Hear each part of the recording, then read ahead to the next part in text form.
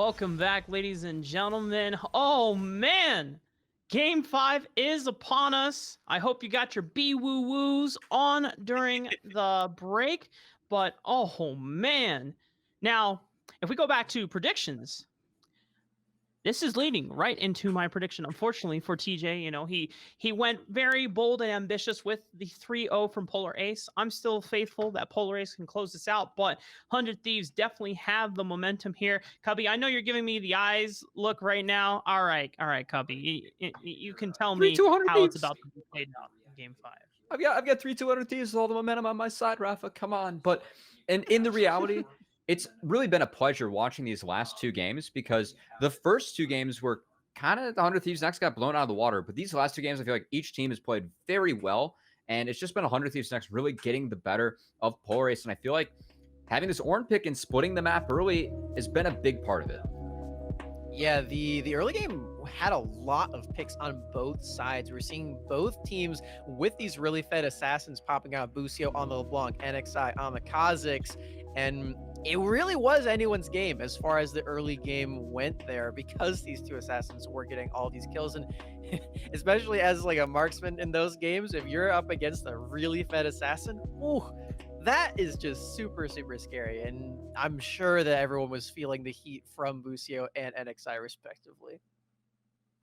Yeah, and you know what? That Kazakhs pick is something that we Oh, will be getting into, but oh my god, like I I just got finished calculating some fantasy points for Smacks. You earned 46 points off of NXI's performance, by the way. But let's take it step by step. Let's starting with the draft phase. Smacks. We see that they opened with 3 jungle bans against NXI, and so what does he do? He sees Kindred and says, "You know what? It's a Kazakhs angle, baby." And you know it is a feast or famine champion, but NXI, had the guts to pull it out, and it worked here today. Yeah, we've seen NXI win 5 games in the last 2 days, and all 5 of them have been on carry junglers here.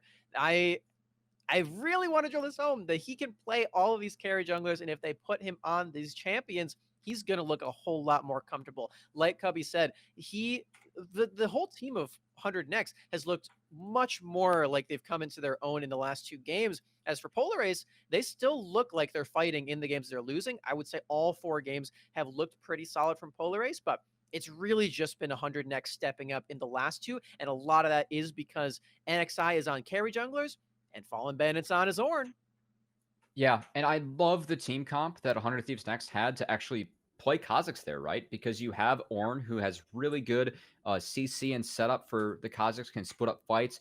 TF with a point and click stun with that gold card. Then you have Kazakhs just coming in, laying down the damage. I mean, it's no wonder that NXI was kind of able to 1v9 that game. I mean, no insult, obviously, to his teammates because they played very well this game as well, but he was one who was doing all the damage and popping off. And it just looked brutal playing Ashe that game for Spawn because when you have an Orn going after you with that Orn horn, you have the Blitzcrank, turning on those Hot Wheels and flaming down you and trying to get those hooks on you. And then you have this Kazakhs who evolved R first, has that extra time in stealth and extra stealth proc as well. It just looked terrifying for Ashe to play. And by taking out that big carry of Polar Ace that has played so solid today, I mean, it was a really tough game to play Ashe. And I love the punish that 100 Thieves Next had coming in for that game plan that Polar Ace was throwing at him.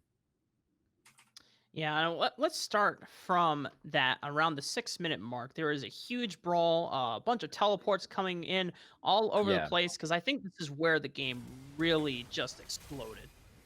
Yeah, so at first you kind of see Polar Ace getting the best of this one, but Copy is able to get a port in here. They save Kindred with the Shen ultimate, and somehow it just gets turned around here by Fallen Bandit and NXI, and this is where Kazakh starts to get fed. Yeah, this play is when you start fearing the Kazakhs so much here, where he Oh, picks and up Copy gets out 3 too. kills for his team. All these shutdowns as well. He gets the shutdown onto this Fed LeBlanc as well, and from there, it's a lot easier for 100 Thieves to just win these 5v5 brawls as well. Like we highlighted, Fallen's on this front line Orn here. They have a lot of pick potential with the point click crowd control and then the blitz hook as well. And oh, this fight was absolutely nuts. This one was a barn burner, Cubby. Yeah, and I know that we're really talking about NXI, but I feel like Frost Force has still had some pretty decent performances on this Kindred. It's just that as a team, when 100 Thieves Next, they're playing around their jungler much better, but a lot of these Kindred ults were fight-saving, and if there's one thing I'd change for Polaris, going into this with gameplay, it's really that Shen pick, right? Because what ended up happening this game is they actually attacked the Shen, right? Flares wasn't able to get a lead in the top side of the map. You can see it on the scoreboard. There was a TF ult up there. They did a good job of attacking the global, and the Shen doesn't do nearly as much as the Ornn as the game goes on, and that really kind of came through as you saw Kha'Zix was still able to find kills and his targets despite Shen ults coming down on Ashe or the Blanc or some other priority targets. It turns out Shen in team fights just has a little shieldy stick, whereas Ornn has a giant Forge God that he can call and ram into the entire enemy team, and that's exactly what we saw here from Fallen Bandit, absolutely popping off as this frontliner has Lucio still just ravaging. This is exactly what we're talking about. They're still able to really find good still. Oh, this hook was so good. Oh. This is one of those things where if you're playing Blitzcrank, you can come back into the game just at any moment if you hit a nice rocket grab. And not to say that they weren't already in the lead, because 100X really were at that point, but every single time that a Blitz hook connects onto a priority target, you're just like, oh no, we can't even fight this anymore. That was brutal.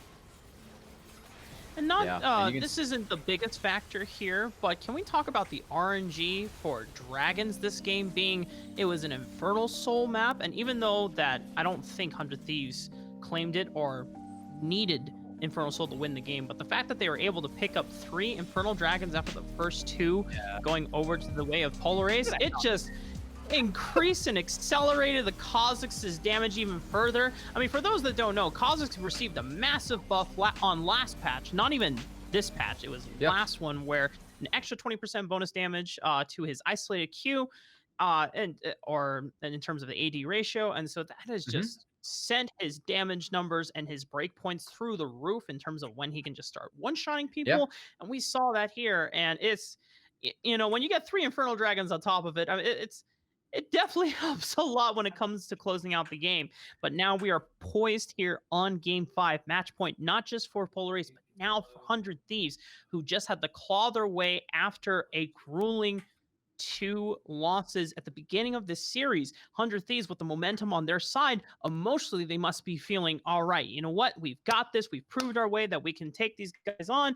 Game 5 is in the bag for us. And now Polar Ace, if you're this squad, Cubby, what is going through your head? How do you rally the team and get them back to be able to make some type of comeback and deny the reverse sweep from happening? I mean, for me, this is where I kind of go back to mindset and traditional sports, and it's Game 5, right? It's a semifinal, lot on the line, throw everything out the window, right? Strategies, they don't matter. What matters is your mindset and getting comfortable as you go into this game. What I think Polaris needs to be comfortable is that focus on spawn. We haven't seen a Felios yet, and I know it's been nerfed, but I really feel like that's Spawn's best champion. They could possibly build a comp around that and Kindred, and please deny Fallen Bandit his Ornn, because he looks so comfortable on that champion. And he's a coach, right? He wasn't getting as much playing or practicing time. He's just coming back. He's a very talented player, but still, not as practiced. We saw that game 2 when he had the Gangplank. Get Flair's a good matchup. He seems to be one of the best performing members today. Get him a good matchup, play around Spawn. Hopefully, Polaris can reset their heads. I know they have a lot of experience on that team. Julian, coming from Collegiate, has experienced a lot of wins with Maryville. Should be able to reset the team. They should have a good mindset going in. But if I had to give any predictions, I'm going to stick with 100 Thieves winning this one and going with 3-2, because they have so much experience on their side between Fallen Bandit and Otto, and they are on a great path. If they keep on playing around NXI, really like their chances in this game. Yeah, I definitely do as well, but it definitely feels like 100 Thieves are on their A game in these last couple of games. I feel like they know exactly what they need to do in this 5th one, but for Polar Ace, you touched on it already, Mark, how the patch literally dropped today. It feels like they were taking the last 2 games to try to experiment with the new picks a little bit. The Caitlyn just got buffed, the Shen got buffed. Get Shen out of there. It's like for both teams, yeah. Come on, that's not even a full auto attack in top lane, guys. Just Kha'Zix gets the Cubby seal of approval. Shen doesn't. He still has to work on it. Yeah. Yeah. So, and they've already won 2 games without experimenting, right? For Polar Ace, they just have to go back with what worked in those first 2 games. Ban out the Ornn. Make sure that NXI, don't get him on the Nidalee. He's gonna have other carry junglers, and that's gonna happen now. But you gotta get him off that Nidalee. He looks so dominant on that champion specifically, both today and yesterday. And yeah, again, Ornn, a little bit good for Fallen Bandit. He's shown it in Just 2 very a games. good. little Gotta bit. give It's been very good at It it. definitely seems to be up the alley for Fallen Bandit. I know we've made this joke a lot already on the series throughout the it. day, but Fallen Bandit is definitely not one to shy away from just locking in some Ornn McNuggets here. So order number 3 will Another 10 definitely come piece. up. Yeah, another 10 piece. Keep them coming, baby. Yeah, not a number 3. If That's a double quarter pounder. I know the menu. It's Oh, okay. I'm sorry. I'm Yeah, not yeah. familiar with the meta here for Papa Smithy's McDonald's menu here, but Fast food kind of moving uh, moving on forward here for Polar Ace, I think one thing that we haven't brought up is the stark contrast in how well the teams are playing around what their jungler excels at. Frostforce, as much as I love Jacob Chan, and I've been hyped for him being able to do well in the games 1 and 2, I almost suspect that it's a lot more difficult to have Polar Ace play around what Frost Force feels comfortable with and just saying, okay, Frost Force, what champion do you want? Okay, I'll take Kindred. Okay, now play our game. And maybe Kindred is not the best champion for Frost Force to be playing in unless you can manage to orchestrate another win lane, win game situation like in game 2 back in the series, right? Otherwise, the Kindred doesn't seem to be amounting much for Frost Force success or for Polar Ace as a whole. Whereas when NXI buckles down onto the Nidalee or bucks down onto the Kazakhs, they pivot the entire composition, ensuring that NXI can snowball and get those kills going, and then they have full confidence in him to take it forward. So, Polar Ace, they need to then say, either they need to do the same thing for Frost Force, because I know he has the champion pool just from past experience of watching him grow in the amateur scene. He has the champion pool to be able to pull up something similar to NXI and what he's doing with 100 Thieves, but either it needs to come down to that, or you need to say, all right, Frost Force, it's back to Volibear duty for you, and we're just going to make you play around Busio. We're going to make you play around Spawn, because that is, what seems to be the play here. And I'm sorry I kind of took the spotlight away from Cubby and Smacks, but I'm just so passionate about my boy Jacob Chan. I We want to have see a him big do brain well. host. Yeah. I wanna Unfortunately, see I think him the big well. brain host has to. I think he has to. But we are going to be ready for game 5, ladies and gentlemen, as TJ, Ibris, and Invert will be taking you through the last. Oh, hello, TJ. I'm sorry that the 3-0 prediction didn't work out in your favor, but as the 2 Polar Ace boys who predicted them to win, this is us hoping that they finally manage to get things together and they bring it back for the Polar Ace pack.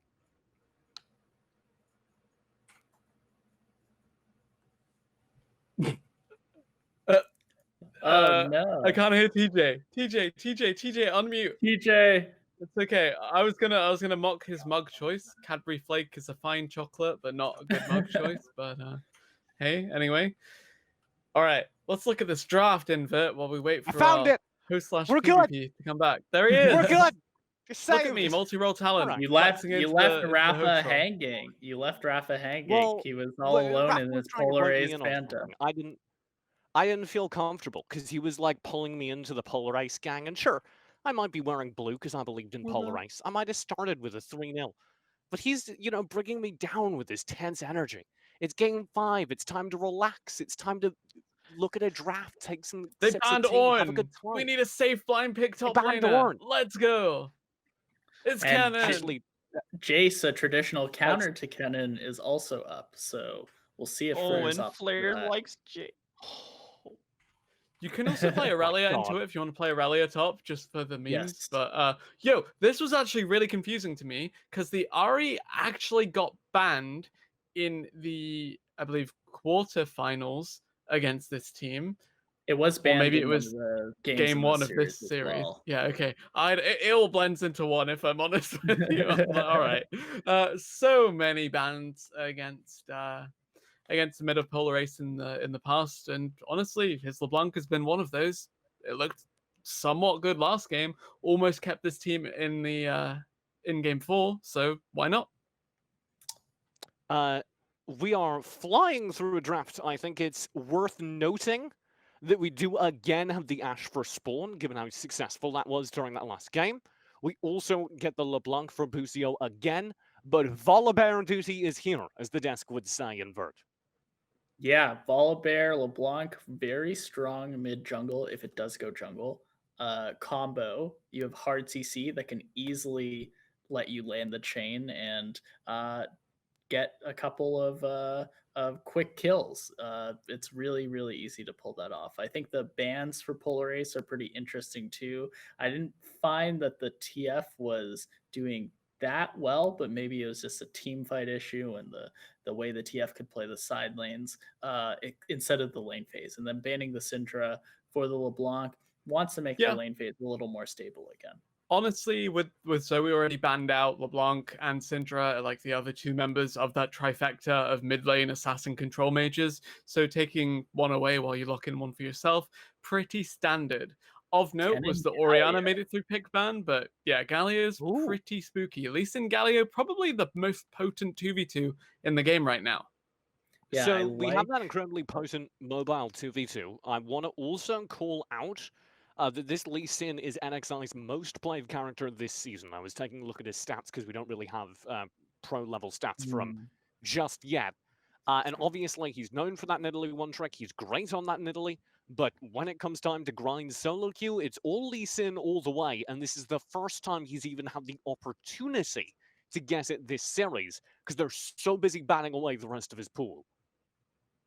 Yeah, I really like the Lee Sin in terms of what their comp wants to do. It's a good source of AD damage as a jungler. He can help with dives. He can help peel the Ezreal, both be mobile parts of the 100 Thieves backline. But as well as that, 100 Thieves is a very clear condition with their comp. Again, they want to dive in. Ken and Galio going in. Ezreal eing forward, trying to get that damage onto them.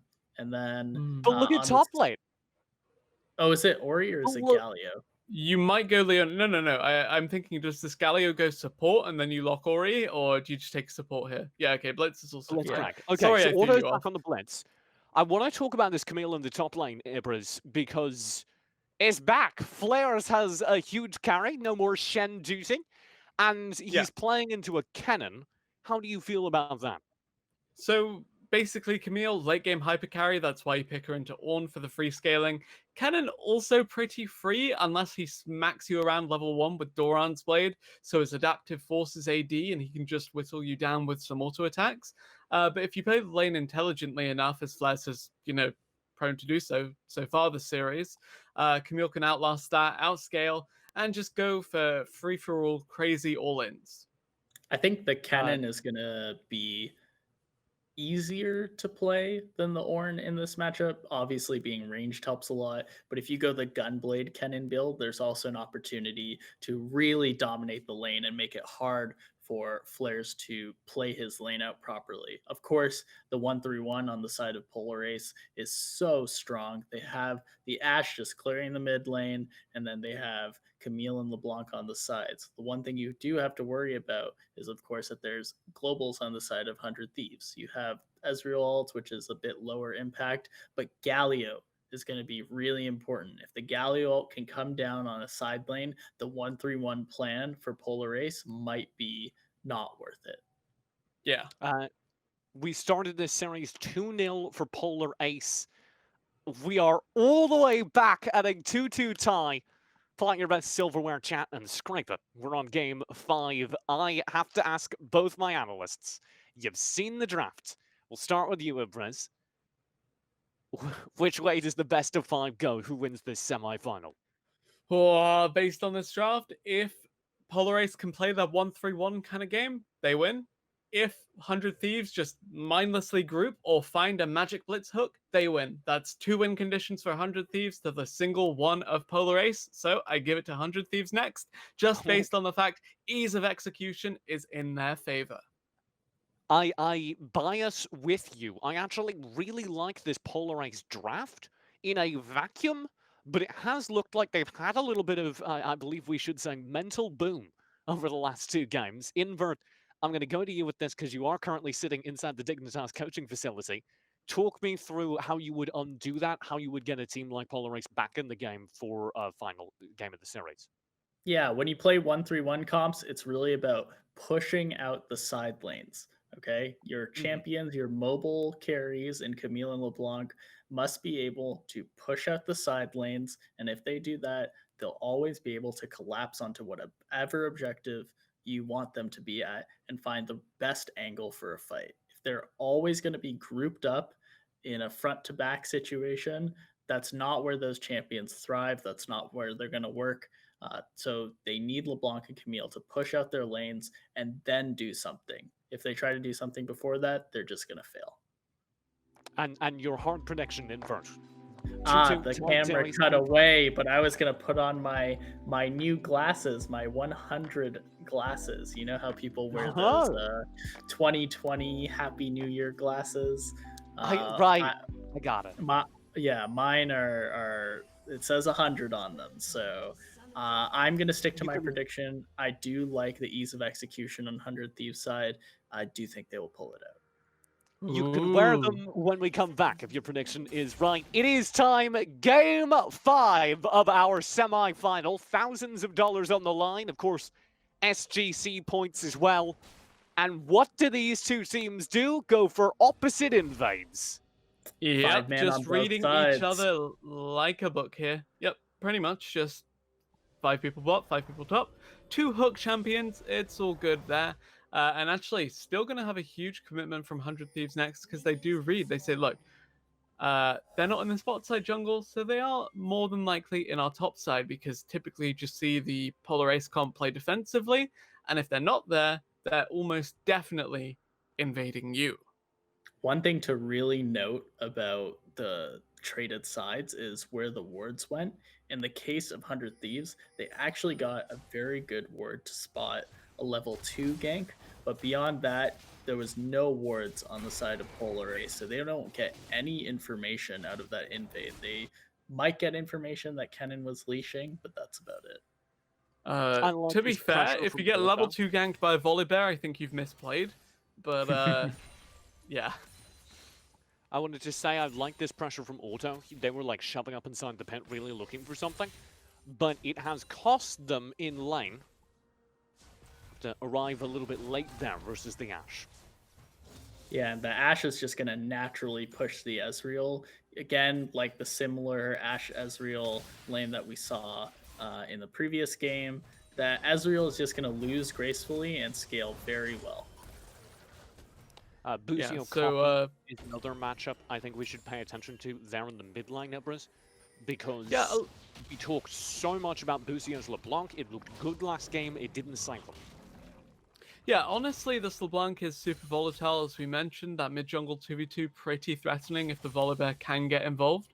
But at the same time, she needs to find kills. It's a very difficult matchup for her to do so, to say nothing of the insane kill pressure that Lee Sin Galio really does put out. You got CC, you got high damage, and you've got mobility to rival LeBlanc at any stage of the game, but especially pre-6 before she has the Mimic Distortion. Good hook, Auto. Starts things off here, of course. Not going to do anything to a Nautilus, but there's hooks that matter for kills, and there are hooks that matter for mental. Well, that was the latter. Yeah, I'm very surprised at how this top lane is going as well. The Camille is actually up in CS, and the Kennen isn't bullying him as hard as he otherwise could, though there is that all-in potential. Yep, Flares gets dropped very low, and this is bait from Fallen Bandit. Here comes NXI. This would be a major pick to start things off. There it is, ward hop in. Hook shot gets him to safety. Yeah, NXI with the rotation up there, it's whatever. Flare's not even having to flash, though. Really good is the fact that he managed to crash the wave, get info as to where Lee Sin is. You see NXI waiting around top just in case the Camille TP's back.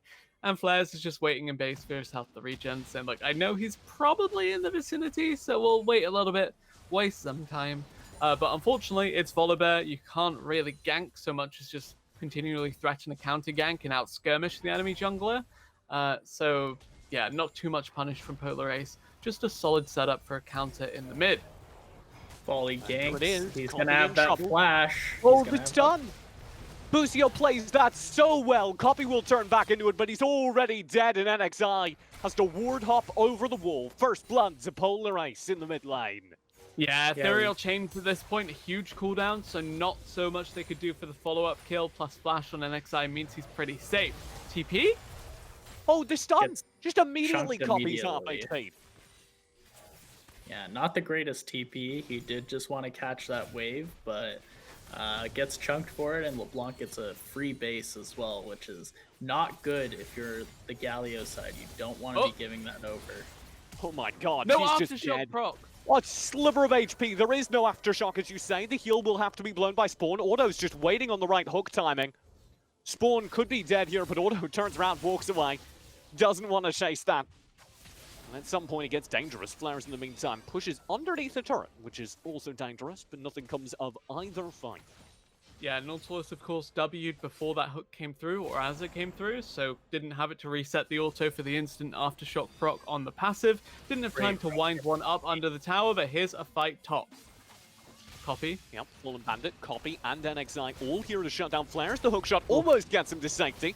The Copy has read him quite well indeed. Double CC. Flares will go down, and your kill feed is tied. 100x back in the game early. That was a great run by Copy. He realized that the LeBlanc had based, used the fact that he TP'd into lane, pushed the lane in, and then got that opportunity top. Really good awareness of the enemy's base timer and his own advantage that he gets from TP. Yeah, Copy. LeBlanc really good at finding those for herself, especially if she ever rocks TP. Typically, you'll just all in the enemy mid at level 6 and then recall with them and then TP back to lane. But going Ignite here does mean Busio is going to fish for kills, and that not only means pressure is on him to perform early, but it means he's a lot more selfish in his map movements from here on out.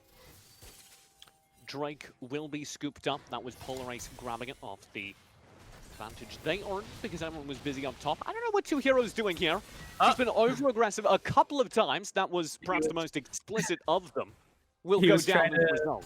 He was trying to stop the Ezreal base, but got way too greedy with it. You know, he stopped it already once or twice. It's already good enough. You know, he can secure Asha base, but instead he just throws his life into the Ezreal scaling fund. Not good stuff. His Yeah, university Spawn- funding his education. I appreciate that. Yeah, Spawn in a little bit of a weird position now. Of course, we said Ezreal Blitzcrank. You can leave the Ezreal in isolation, farming up. He's super safe. Ashe, a little bit more immobile relative to the Ez, so it does have to be a little bit careful on that. You see, because of that assist being given over, plus the kill, a little bit of a deficit between the two bot lanes. One wave worth of CS as well. Just have to be super conscious of that. It's an Ezreal. He doesn't snowball super hard, but getting towards that 2-item power spike really gonna help. Yeah, and on the top side of the map, there's Uh, some action still in not bot based. first. Same engage. Two Hero We will got be a caught out by the TP. TP. The Glacial Arrow did land. That was Auto who got stunned up. Here it comes. Maelstrom! Slicing Maelstrom. And the coach is there for the cleanup. A double kill. Copies rotating in Frost as well. Forest. A perfect taunt. And that may be trouble for Frost Forest. He's already chunked to half HP. Here comes Fallen Bandit. Flash in. Not quite the stun. Busio should be enough to scare people back, but watch out for this Justice Punch. Copy is hunting, and he does land it. Barely at the edge. Busio tries to find the turn. It will scare them back as Auto has to retreat. 100x get more, not as much as they could have, but still a firm lead here in the early game. That was Yeah, actually sick, though. LeBlanc W'd into the Blitz hook to save Volibear. Hero play. Tags back into her W at the end of it to escape with her life, too. Just Busio working the magic there. Fallen Bandit, really beautiful read on the TP play. Knew he could go for it. Said, look, Camille selfishly used her for lane. And the solo laners so far for Polar Ace are just, you know, trying to farm up, trying to do their own thing, while their counterparts are taking over the map. Really weird stuff in that bot fight too. You see Ashe doesn't use the flash at all, doesn't dodge the blitz hook, the Volibear is in no man's land, and the Kennen doesn't get or gets the great ulti off as a result of that. So not great stuff on the side of Polar Ace. I think they just went in too deep, to be honest with you. Yeah, I do want to mention, by the way, while we are talking about that bot lane, consequence of that kind of skirmish is that Ezreal now has his Mana Moon, his first item. We'll just be reliably stacking that up relative to the Berserker Thieves and Vamp Scepter of the Ashe. I like tier 2 boots for Ashe. She can chase people down with Frost Shot. Once she connects one auto, she's going to connect every single one after that. But at the same time, it's just a little rough, honestly. Like, in a strict 1v1 all-in, sure, the Ashe wins, but poke game firmly in the Ezreal's favor. Copy is woken up, by the way. See him thank for a leash, grab a real quick buff. In the meantime, Aldo does land a good combo down bottom. Eon will come through with the true shot, but no kill. 100X dominating across the map, unable to quite complete the kill down bottom. This lane is just going more and more in 100 Thieves' favor as the time goes on. The Ashe no longer has that lane control, and the Nautilus is just walking gold for the Ezreal at this point. For me, the TP bottom helped Fallen Bandit a lot, but the CS deficit and potential experience deficit as well can really punish him later on. Yeah, there's actually like a recurring theme we have in the European regional leagues, which is when you're a support and you're playing literally just one of either Thresh or Nautilus, if you're 0 and 2, it only takes you 5 minutes more to be 0 and 5. It's just the nature of the champions, really. It's, you know, kind of about commitment and how they do fill this kind of pseudo tank kind of thing where they are the team's hard engaged and do end up just dying left and right. So I am honestly expecting 2 Hero 2 just to drop a few more times, especially around some of these hotly contested neutral objectives. Yeah, and it's a different kind of commitment with Blitzcrank, right? You're not going in, they're coming You to make you. them commit to you. Yeah, exactly. So, yeah, definitely different style. The Nautilus blind might just be comfort as well, but it's just way too easily punished at this point by the Ezreal Blitzcrank lane. Some potential action in top as well. Galio Lee Sin moving down. Drake did come up, which is what this Galio Lee Sin are moving down to pick up. This would be the first of the game, actually, for 100X is Polar Ace. Polar Ace knows, and they are going for the top They know about play. that, yes, and they are responding, as you say, with this full top engage. Slicing Maelstrom does make this interesting. Coach Fallen Bandit. Oh, the pathing is good, but I don't think he'll survive this. And he does, in fact, go down. Yeah, way too hard. Way too hard with the Volibear ulti. You're never going to be safe under that tower if the tower's just not going to shoot anything. But Flate's on bottom lane. Good arrow.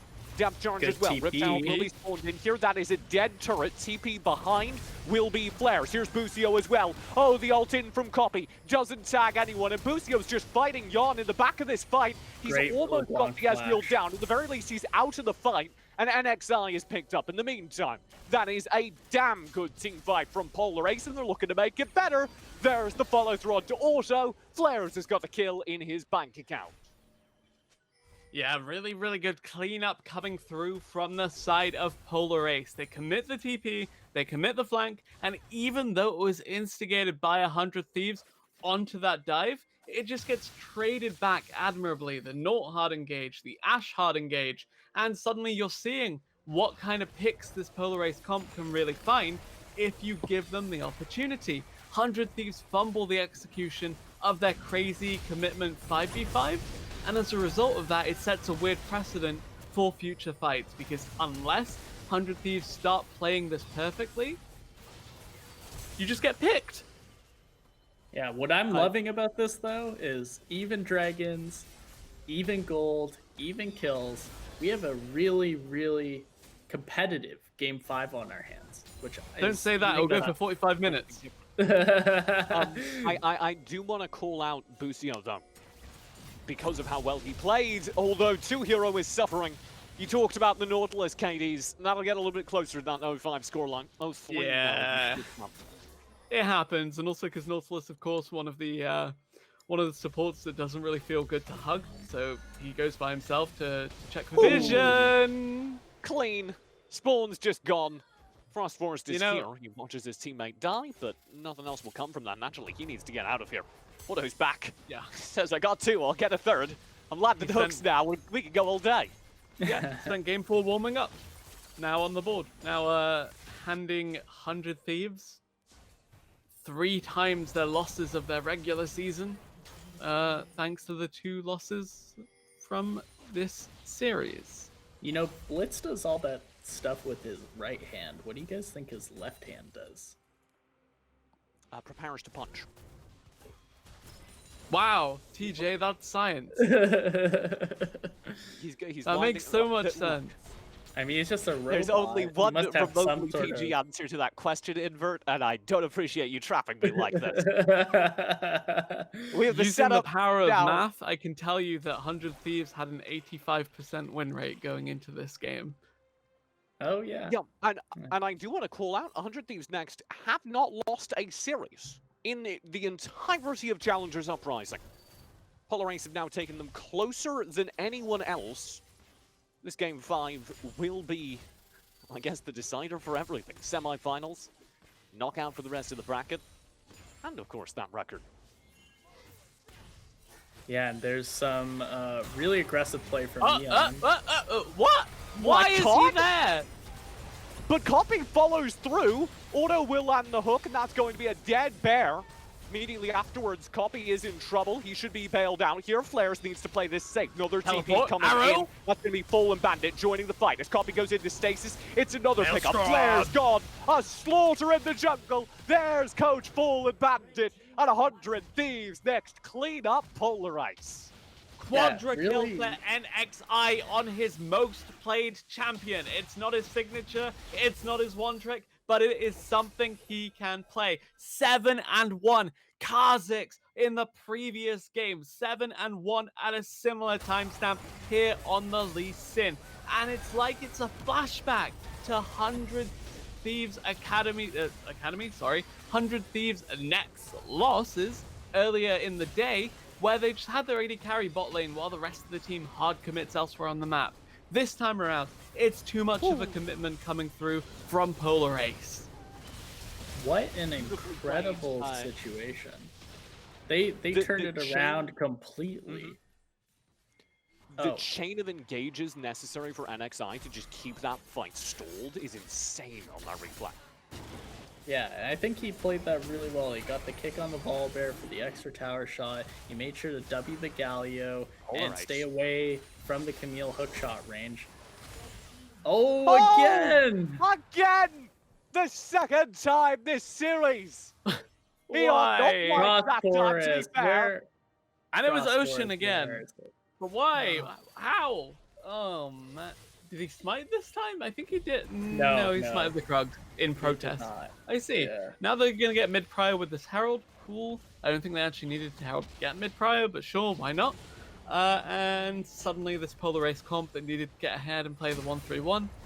Kind of lackluster. Still got late game win conditions in the big carries, but you're just going to get hooked. 0 and 5 Hero, not Destiny. I told you. 0 and 5 Nautilus within 5 minutes of being 0 and 2. Yeah, you called The it. chase is Chris. on. The hunt Oh. is on. Eon in trouble. That's Flares all in. They do get revenge. Yon's gone. That's a major pickup to start this fight. Although maybe actually be caught out as well. Polarice 5-2 spawns in a 1v2 Spawn. of zone. That's and a XR shutdown. Spawn, you nutcase. He wins the fight. 100 Thieves get a pick and it spells disaster for them. Yeah, you have to Spawn's realize. positioning was so clean. Oh my Ooh. god, it gets away. Okay. Embrace, you're good. You can talk now. I think we're done. Fallen Bandit's single contribution to that fight being an exit point for his Galio. Can't blame the Kennen though, he already TP'd to salvage the last play, so I don't know what his team were expecting when they hard commit there. But, end of the day, 100 Thieves next to get that mid-tier 1, they get a solid chunk of the mid-tier 2, and yes, they int a couple of shutdown kills into the Ashe, but just hard focus the Ashe from here on out, and I think you'll be okay. Where is my smite, Frost Forest? Mm. I'm sorely disappointed. You must. You must smite Wait, things like that. It's Volibear as well, by the way. Smite Bite. It's not quite at least Smite Bite, but it's still Smite Bite. Also, I rarely see the Camille E get 2 stuns at once, but it's pretty magical when it does. Yeah, I think Nice. another really key part of this is, as you said, Fallen Bandit joining in the previous fight, committing flares up here, forces Fallen Bandit to have to push out the side. But if he's going to do that, that means that 100 Thieves next cannot play as aggressively as they were on that timer. Spawn with the hero flank, because that fight's still even if he doesn't just completely body NXI in the 1v1, right? Yeah, and I think Flair's getting that basic one-shot onto Jan helped a lot as well. Oh, Busio, he's back! Round 2, Jan in trouble. Busio on a sliver of HP as well. Busio's the one to back away. True Shot's taunting him, but won't connect. Yeah, just trading blow for blow here, but honestly... You're kidding me! Busio, why are you turning round? TPs will come through. NXI's in trouble. There's the volley ult in. Frost with the stun. NXI, the star jungler gone. Order with the hook. Flares? Will stay on again. That's Flares. Like 1 HP. Arrow? He goes down as the glacial arrow connects. Yon's still lower, but Spawn can't complete the kill. And somehow, the Ezreal that started this entire mess survives. It's a 1-1 trade otherwise. Yeah, in no world should Ezreal be able to go 1-for-1 with LeBlanc and come out alive, and yet this time around he does. Yon's still hanging around here, not much he can do. Frost finding his smite, able to secure that red. Fallen Bandit in Fog of War, now ready to fish for a crazy flank. Has flash soon, not quite yet. Waiting for that before they pull the trigger, or not. It is. Bandit in. Maelstrom will connect. There's the heroic entrance already spent. Bandit into stasis will survive the fight. Nobody dies. Bandit actually might have taken a step too far forward. 2hero almost completes the kill, but he will manage to answer. It is Fallen Bandit for a pick in that fight. Nothing more occurs. TTJ, now he's 0-6. Sorry, I just vindicate myself further. My God! Give me a moment! But he doesn't. It's just going to be Flares into the back line, a 1v3, and he melts. Invert, I need to say one thing, I'm sorry, and then you can have it, and that is, we finally see the Blitz hook the Camille out of her Hextech ultimatum to break the effect prematurely, so that the carries trapped inside can escape. Please, your turn. Say everything, because I've spoken for like a minute straight. I mean, there's not much to say. There's more action. There's more action on the map as this ocean is coming up. And, you know, as well as that, just the Kennen having the opportunity to push bot, wants to make the play mid. It doesn't work out as well as it could have. And he's going to get this ulti on time, potentially, for this next ocean. So we'll see if he's able to wrap around and find a flank and get a really good Kennen ult out of that. I think we're good. Everyone take a deep breath. Yeah, everyone, like I said before, competitive game 5.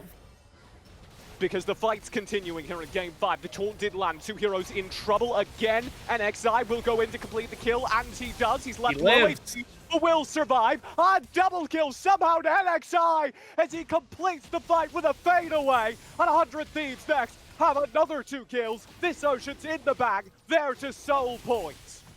Yeah, Polar Ace now in a really sticky situation. Pushed to Soul Point, pushed out of mid, and now being corralled around this Baron pit. No support up, no jungle up, the 2 big vision control centric roles on your team out of the picture entirely, and that means that they're still gonna be behind on the play even after these 2 do respawn. Flares with the cool 1v1 threat is the only redeeming factor for this team right now, but if he goes full solo queue overcommitment like we saw in the mid lane not 3 minutes ago, it's not gonna do a lot.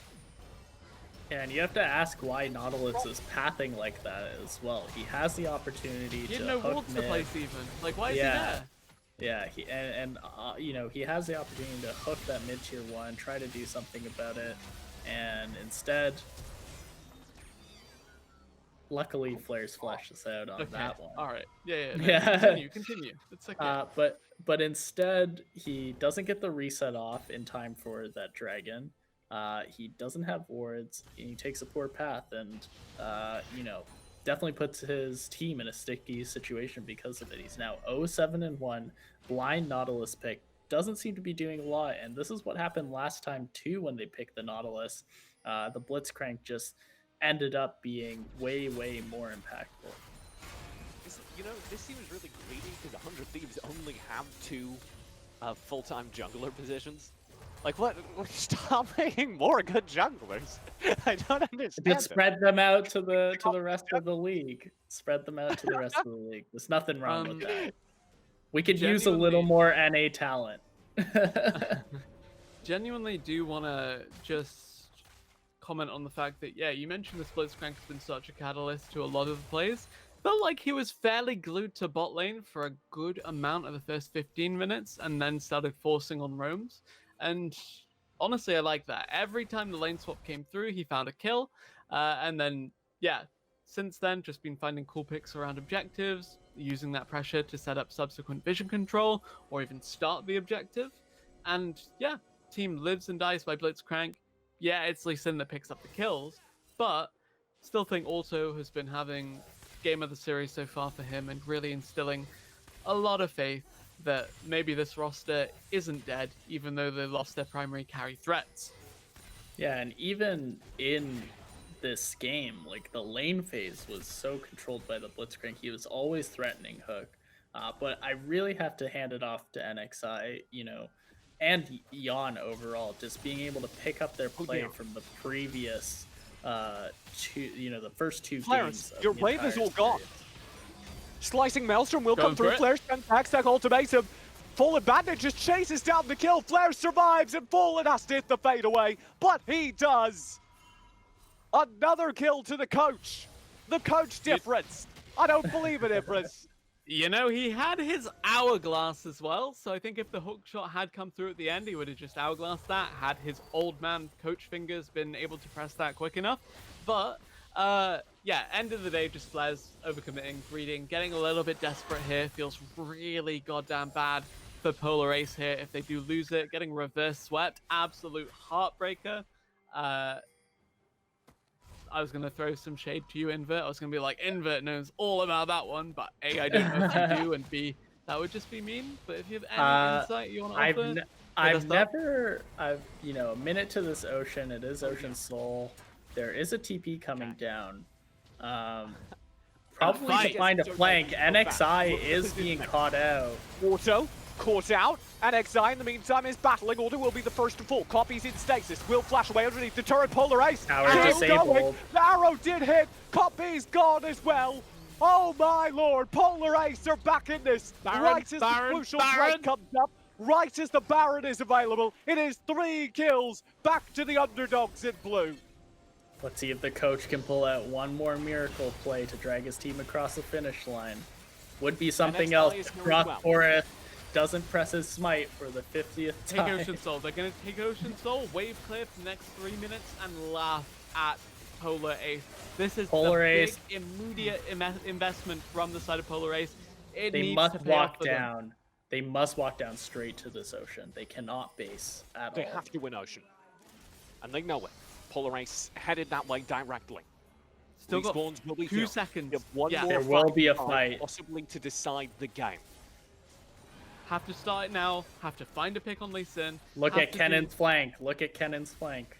This is Here's the great Drake positioning started. by Fallen. Game 5 to decide the game. True shot Here will it go comes. wide. No steal this time. It's picked up. Polar Ace get it. There's the dice in. Slicing Maelstrom from Fallen Bandit. Will not find the damage that's necessary, but they still clean up the fight. It's NXI on the backlines again. 2 kills to them. 100 Thieves lose the Baron, lose the Drake, and win the fight anyway.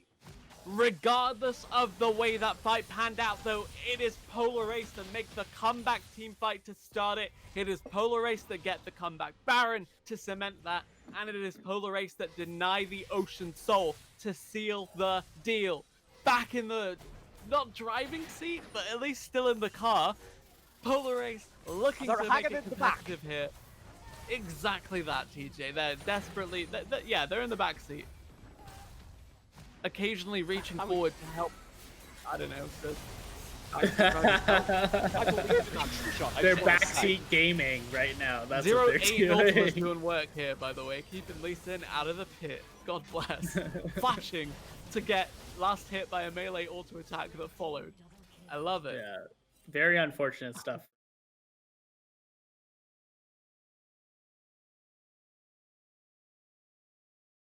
Game 5. Oh, I thought that was like everything, but we're still going, baby. 30 minutes and this game is still anyone's.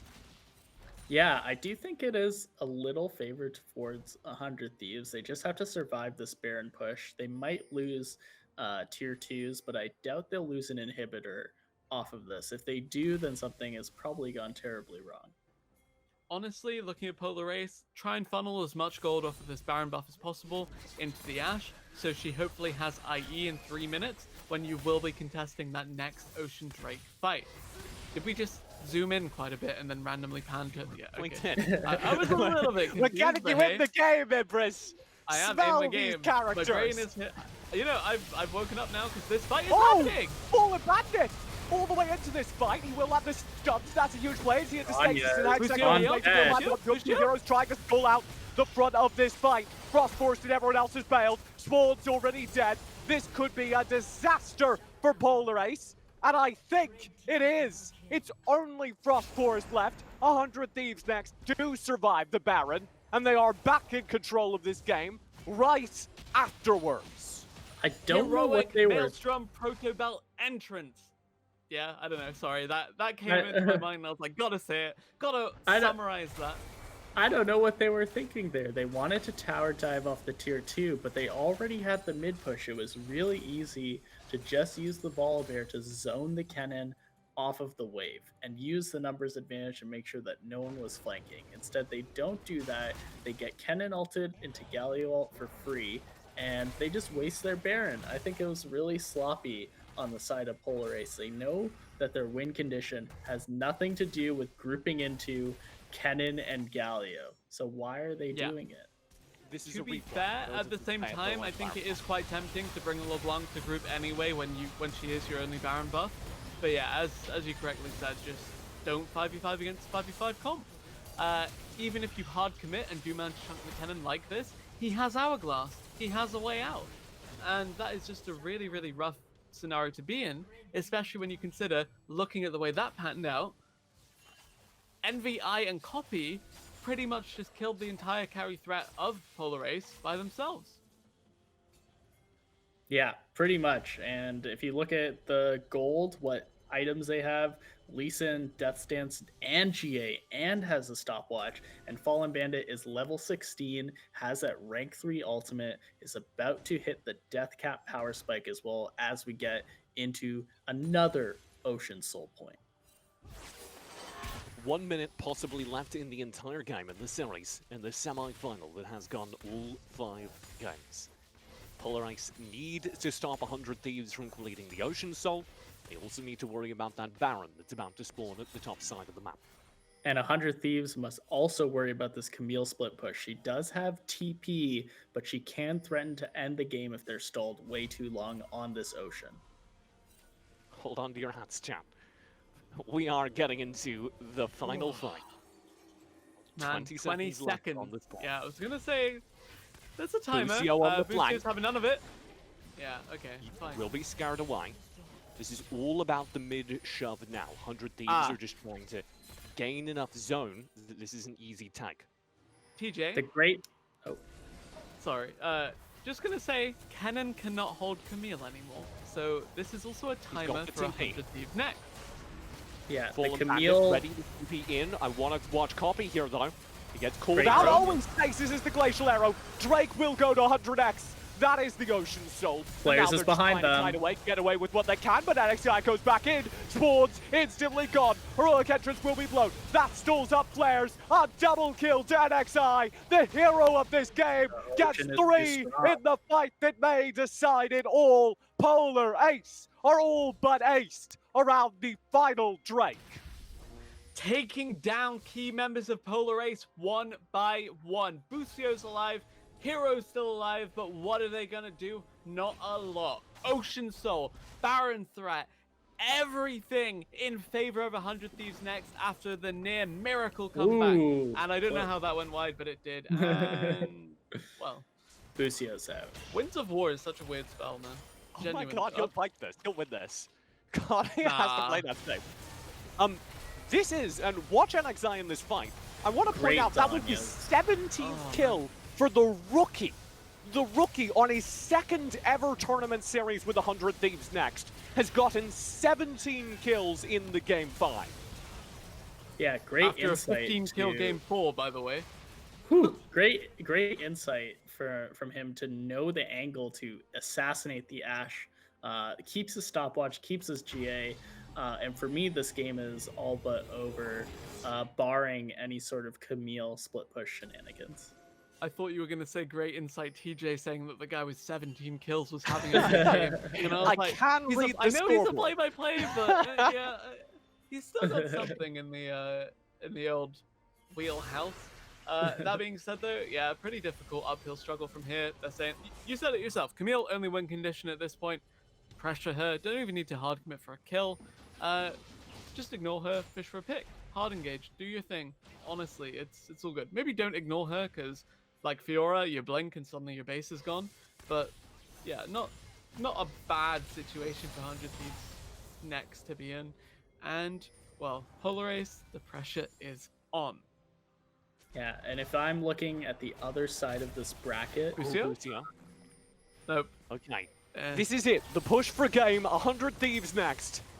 A reverse sweep. Down 2 games at the beginning. Now they come knocking with the Baron. Flares is There's the maybe Camille kind of shenanigans. He's been the hero of this series for Polar Ace. But I think they need a bigger one. Because that initial engage has gone wrong. The slicing maelstrom from Full and Bandit. They're trying to has stall stalled for things out. Camille. They're Flares trying to stall makes for it Camille. dicey, but the turrets will fall. And there it is. 100 Thieves next. Steal away the series. 3-2 in a reverse sweep.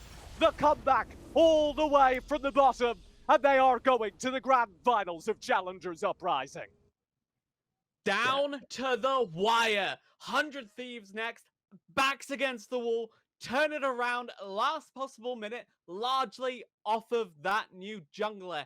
NXI. 15 kills on the Kazakhs. At least 17. Maybe he got another towards the end on the Lee Sin. And he comes up huge for this squad. Yeah, this team played so well around their jungler, and I have to give credit to NXI as well. He understood how to get his leads, he understood how to put the leads down the throat of the enemy team, and he just played every team fight with Lee Sin to the limit, able to actually get every single situation pretty much exactly how he wanted it. Very, very impressed by that play. Yeah, navigation of team fights pretty clean. Again, the team that drops the easier to execute 5v5 just stomps it. Why are you tripping up over yourself trying to play more complicated League of Legends when you could just bash your head against each other, drafting 5v5 comps? It's more fun. For TJ at least, when he screams every time action happens every like 30 seconds. I'm running out of voice. I do want to promise some things to the chat real quick. We do have an interview with NXI, I believe, coming up, so stay tuned for that. We do, of course, have a post-game desk as well. And we have another semi-final tomorrow. That Challengers Uprising final is coming next week. Our semi-final is tomorrow, same time, same place on this very same channel. It is dark for you, Invert, but I want to thank you for joining us all the way from the Dignitas facilities, as well as applaud you as the prophet you are. You called this series exactly as it turned out. 5 whole games ago. Do you have any words of advice as we part here? I think there's 2 words of advice. I think the first is not to let the final game and the final game's mistakes define who you are as a team if you're Polar Ace. Just understanding that, there's so many different things that you guys could have done in those 5 games that it's not summed up specifically in that one game. Look at the series as a whole, zoom out a bit, understand your mistakes, come back stronger. right? And I think my advice on the side of 100 Thieves is just, new roster. Sticking to that team identity is really important, but understand from this series how you need to alter it a bit going into the final so that you don't end up being super predictable in the style that you want to play and the way that you want to play. So, for example, seeing a lot of success on the Jan Ezreal being able to absorb pressure and then come back strong with the power spike. Try to understand how a team might prepare for that and then prepare for that preparation. It's that kind of next level after They'll the have fact. to. They have a very, very tough bracket ahead of them. Anu, of course, lurks in the opposite side, who've stymied 100x many times before here in the amateur scene. Ibras, can we get an Ibras time check? Yeah, it is 5:34 a.m. TJ. Oh, I'm dear. very much hoping that tomorrow's semifinals doesn't quite. Well, okay, no, I hope it does go the distance. But I It's also got feel all bad five, for Ibras. myself. You've cursed us now. Yeah. Well, That is going to wrap it for us, the Commonwealth crew, here on the desk. If we can get some NA talent in the chat, we are going to head on over to our very own NA talent in Rafa and the lads on the analyst desk.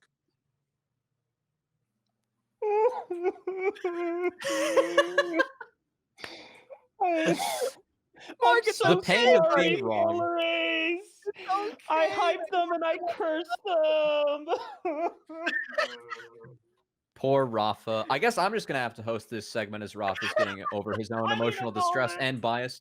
All right, he just needs a moment. He just needs a moment. Rafa, how many moments do you need here? Okay, Man. so diving into this one, before we get into this game, and while we're still waiting to get Rafa back, Smacks. First off, let's just kind of take a step back and let's talk about the series, because what a fantastic series that was, really, throughout all 5 games. It really, really was, Cubby. This was a crazy, crazy series. I would say the best we've ever seen on this stream here. Of course, it was best of 2 before the regular season, but going all 5 games, the distance. I have to commend the team that lost here. Polar Ace looked really solid in all 5 games. Really, they were putting up a fight in all 5 of them. I have to commend them for this. They really brought it to 100 next, and especially in those first 2 games, it really was working out for them. But man, oh man, did 100 next pull through in the end. The reverse sweep, man. That's crazy. Yeah. All Yeah. seriousness and all jokes aside, it just they did what they needed to. They buckled down. I don't know how much of it was, Fallen Bandits saying, "All right, guys, I know I'm playing on the team, but I'm gonna lock down my foot here. We need to step up our gameplay, and we need to lock in our win conditions, and we need to clean up the execution." But 100 Thieves. We need to when make Rafa sad. Yeah. It's fine. I one day Utah will have our moment, to shine. But Rafa's just rooting for his own state. it was for Utah, man. There's no other players from Utah that we don't get a chance to really shine on the big stage here. So I was just really hopeful for Jacob, and I still think he's a great player, and this is Oh yeah. I will never stop being his number 1 fan. But moving on, we have to get into that game and break down what 100 Thieves did that was so successful in their final climax of taking this series and finally turning it into their own to advance into the finals here, Cubby. Yeah, and like for 100 Thieves, I think the major difference for them was Fallen Bandit, who I got to fix a previous mistake. I said he was ex 100 Thieves. Ex COG, that's my bad, the COG Academy top winner. But honestly, the fact, we talked about him. He's a coach. He's done a fantastic job coaching this team, and now having to step up as a player. We weren't sure, how practiced he was on certain champions, how good he'd be. And so going back to comfort for him in games 3, 4, and 5, and his famous Kennen that he was so well known for around the Academy and LCS scene, bringing that out. I mean, some of the flanks and the angles that he had, it was funny just joking like Coach Diff, because it really felt like he was the person that actually carried the team on his back in this game. He really did. His cannon was absolutely phenomenal here. I was joking before. I was like, wow, he's got the Ornn in both of these games. It looks like he really can only play Ornn, and then he pulls out this cannon, crazy flanks, like you said, Cubby. He really just held the team fight presence on his shoulders. Very, very impressed with his flanks and his side lane as well. You know, there were a few jokes as like, oh, all these fights are happening and Fallen's all the way over there. What are we Right. doing here? But once I mean, he found it into these fights, it was just so over for Polar yeah. Ace. And I mean, like, honestly, I think a lot of Canon players and top laners should take notes from Fallen Bandit, because the fact that he was sacking those waves to find the right angles, he was TPing when, waves were not for him in the top lane, but it was well worth it for the rest of his team in the bot side of the map. I thought he did a fantastic job in this game, really utilizing his champion to the fullest. Those Cannon flash ults, those ults were so big, so impactful, combining them as well with Copy's Galio. I mean, that's all the room that Yon needed to really have success on this Ezreal. And also, punishing Ashe once again, right? We talked about how Ashe is that very strong weak side AD carry. Pretty much lets you get through lane phase for free, but if you pick it early, you can punish it. And this Kennen Galio comp with the Blitzcrank once again allowed them to really dive onto this Ashe, get spawned out of the fights early. And man, we haven't even begun to talk about NXI, because he was an absolute animal this game too. Yeah, well, before we get too much into NXI, it's funny that you mentioned him, because we actually have an interview lined up for him with Ari Panda. She has more with the new jungler for 100 Thieves Academy.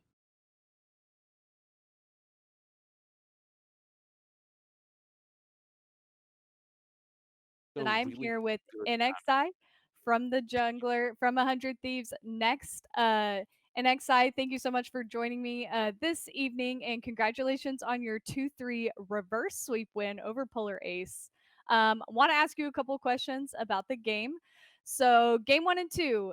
Game 1 looking a little shaky for 100 Thieves next. Think maybe the team comp, you probably didn't have enough percent damage to get through some of those tanks. And then game 2, Spawn was filling himself on Callista, Flares was filling himself on the Riven. It just kind of felt like 100 Thieves wasn't able to get their footing. So, what changed between game 2 and game 3 where you guys really brought it back around to win game 3?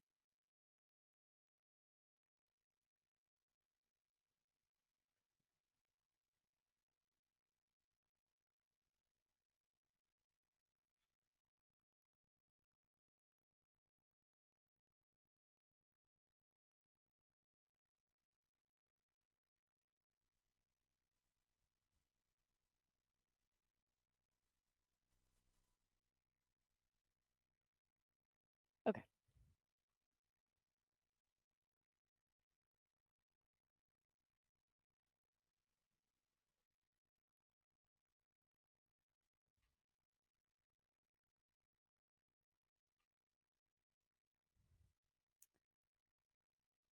All right, are we back? All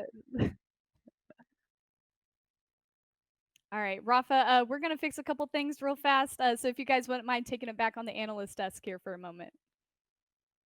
Thank you, Ari. No worries. Hopefully, we'll get those tech resolved in a jiffy. But yeah, speaking on the matter of NXI, I mean, I do not have fantasy points calculated, but I'm really concerned about calculating the totals at this point, because if I'm starting to add them up, Smax is about to make a bunch of points right now. I'm And looking at the numbers for that money NXI. Yeah, just the Kazakhs game alone, there was 46 points, and I think on this last Lee Sin game where he went 18-3-3. Like, not even Yeah. Kenzie had these type of numbers in our fantasy regular season. He's also looking at another like 40 something points. So this I know how to pick him. I know how to pick him. I got the wife buff. I got the NXI buff. We're in there. Oh man, just You know, just it's a brags married everywhere. man meta. Yeah, I mean, but I- I'm proud of him. I'm proud of him for giving me all those points, man. Can't wait to hear from him as well.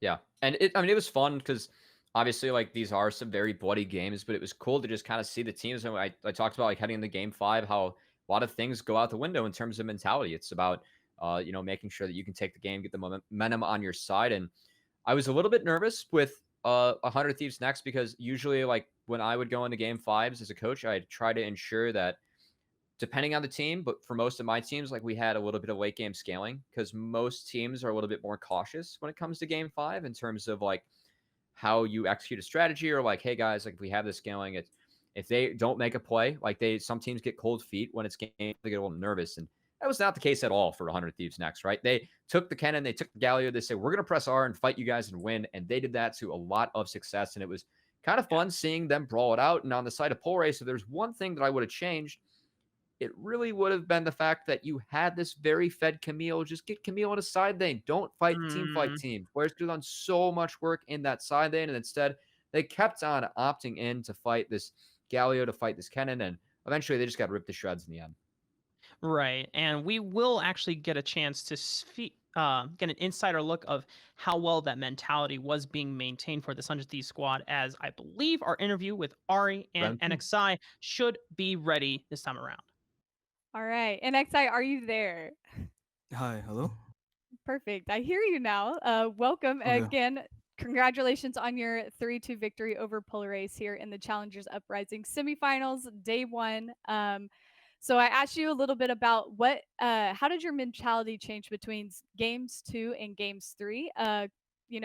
The 100 Thieves looking a little shaky there in the first 2 games, but then really bringing it back decisively starting in game 3. So tell me a little bit about that mentality change for you guys.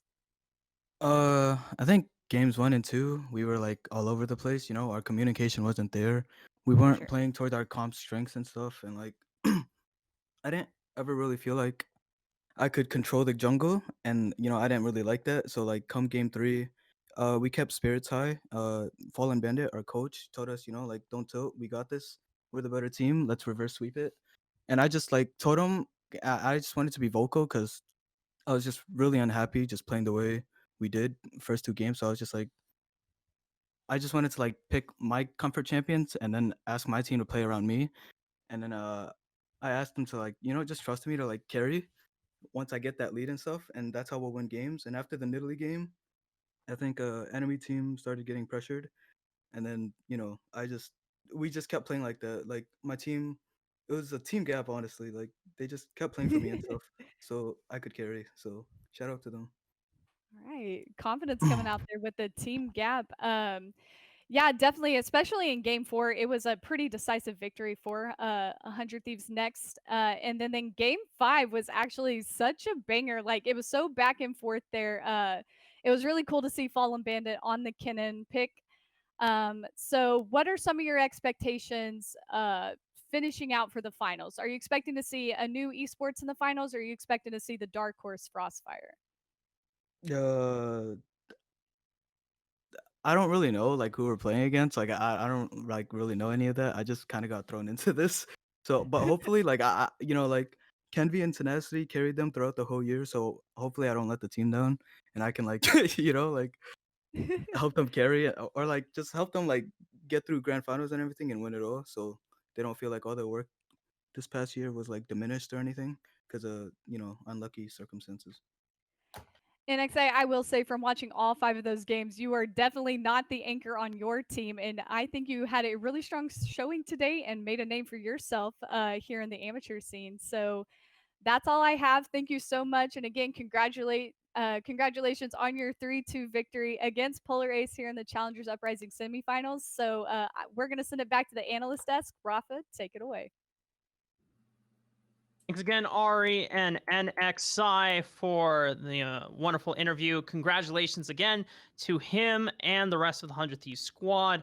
I mean, I will eat my words. NXI has truly stepped up when the team needed him the most.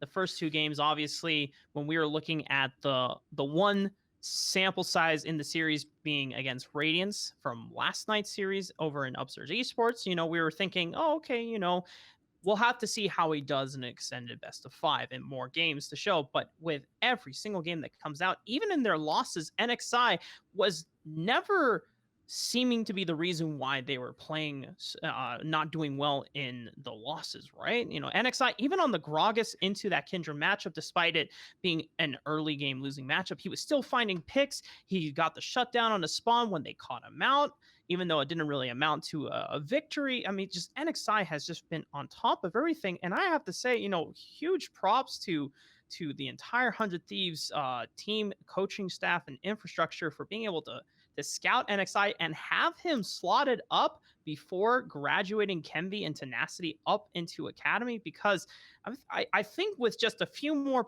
practices and scrims, I think they'll be just fine for finals next Wednesday here, Smacks. I'm going to take some of the credit because I scouted him for my fantasy team as well. So, yeah. All right, stop I'm gonna rubbing take- it in, okay? Oh man, he might have Oh, gotten me no. more points than I've gotten in like full days of the regular season tonight. So All right. I'm feeling pretty good about that choice. He looked super clean on these carry junglers. The Nidalee, the Kazakhs, the Lee Sin is exactly the kind of stuff that I was expecting out of him after watching that 3-0, and he absolutely delivered when the time came, when their backs were against the wall, and the reverse sweep feels so good for them as well. We're seeing outmaneuvering everyone on this Lee Sin in the early game, in the late game. I like your spin on that clip. Yeah.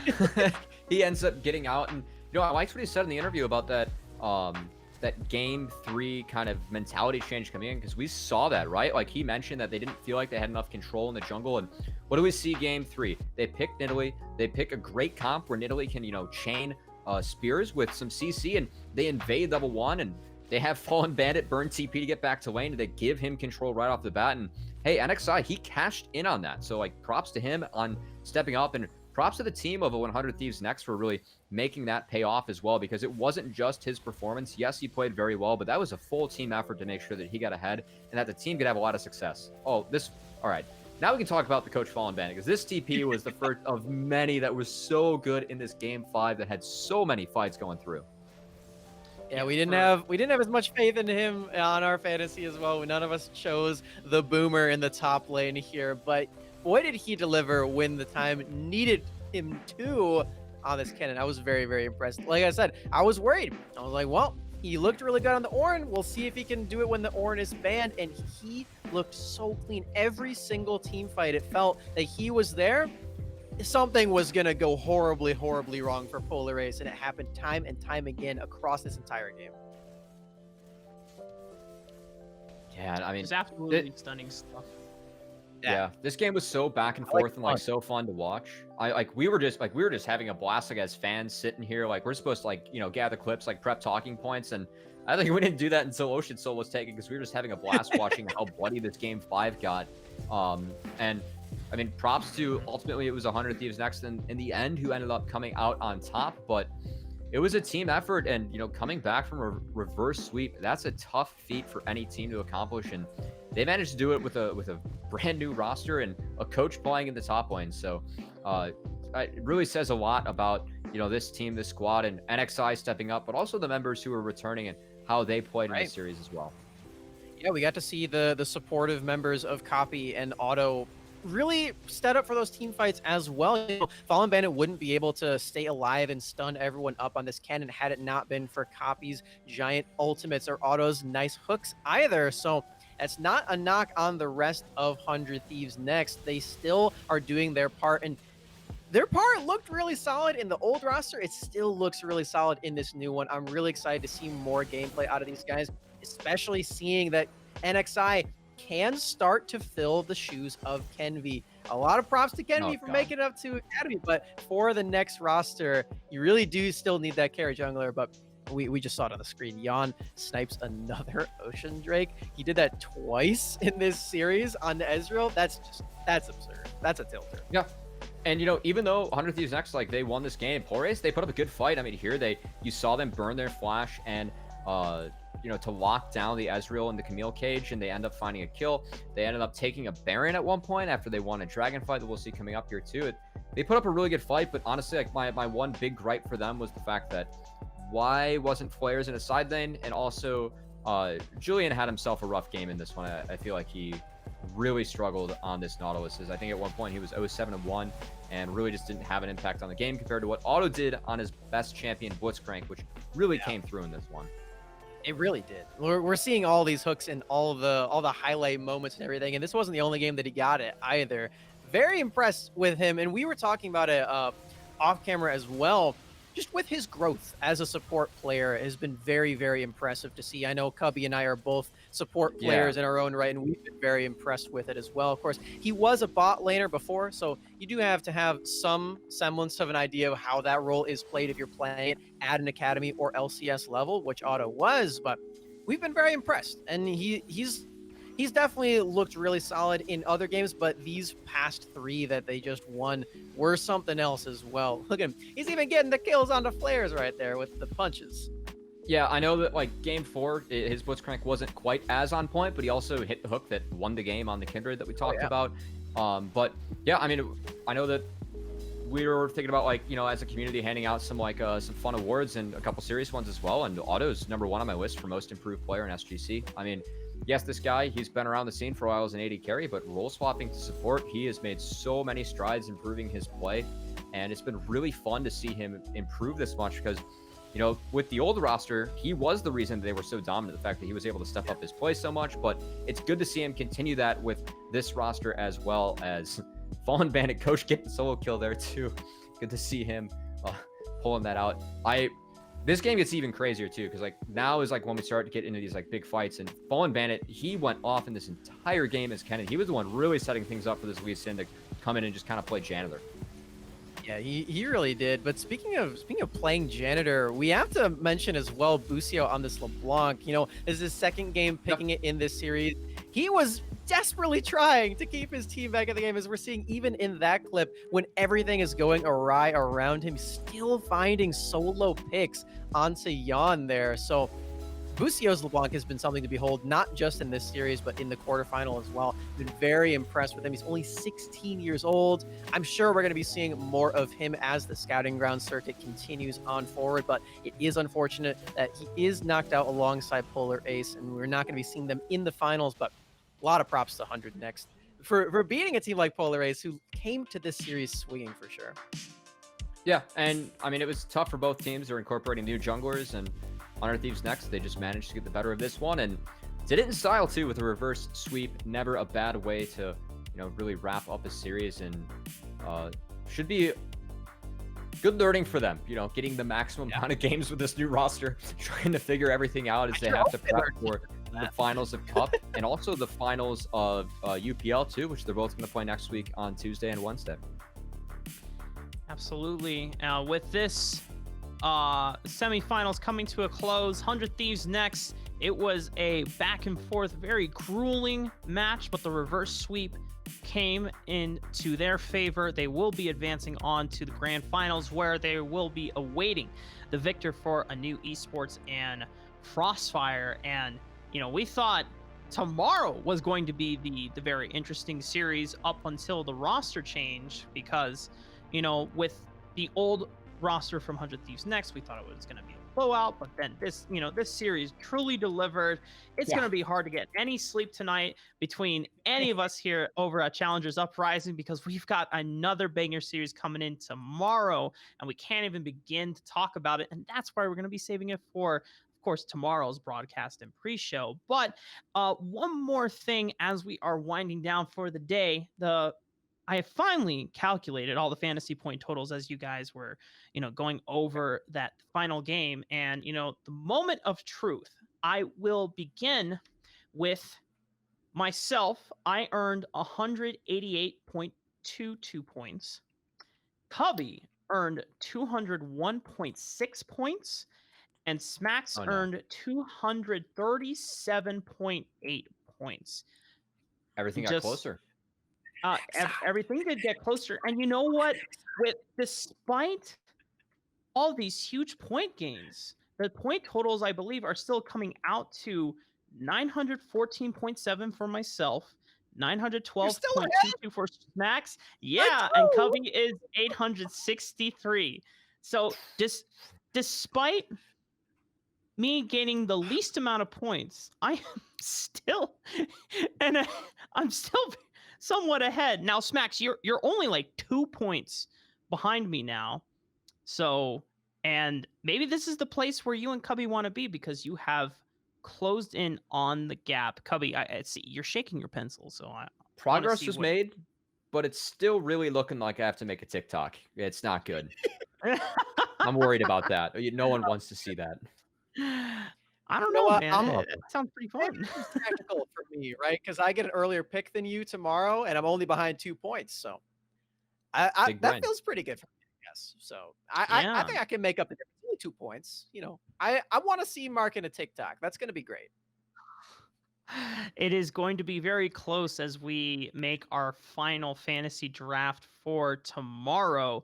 As you know, now Smax is in a position where he can just go for the clear, and because he's still second, he's gonna have the pick of the litter after Cubby gets his first priority pick. So I am definitely in a bad spot here, but you know, that will be for tomorrow's broadcast, obviously. And I just want to give a huge shout out to not only my fellow casters from TJ, Invert, and Ibris as my fellow co-analysts as well on the desk.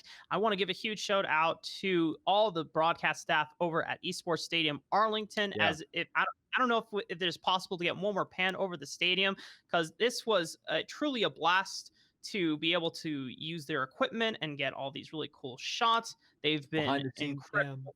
Yeah, they've been incredible to work with. I shout outs to our producer Corey, who's been our guiding Jiminy Cricket in our ear for the entire broadcast. And even though today was our first day working with him, it has been pretty much smooth sailing because he's just been so damn good at making us adjust and feel comfortable with the broadcast. We've enjoyed every moment of it. I hope everyone else at home has enjoyed today's broadcast as well. Also, shout outs to Ari Panda for the interview with NXI. It's super wonderful as well. But, ladies and gentlemen, that will do us for the entire series. Please make sure to tune in to tomorrow's semifinals for a new esports and Frostfire. We'll see you again here at 6 p.m. Central. Have a wonderful evening.